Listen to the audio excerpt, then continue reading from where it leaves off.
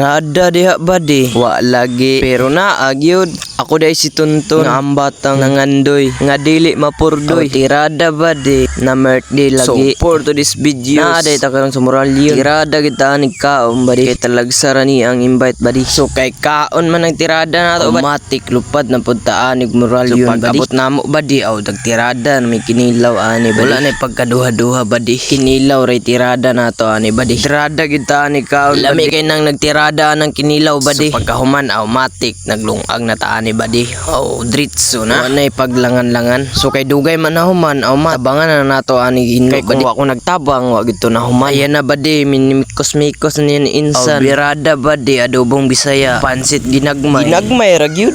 Adobong dinagko.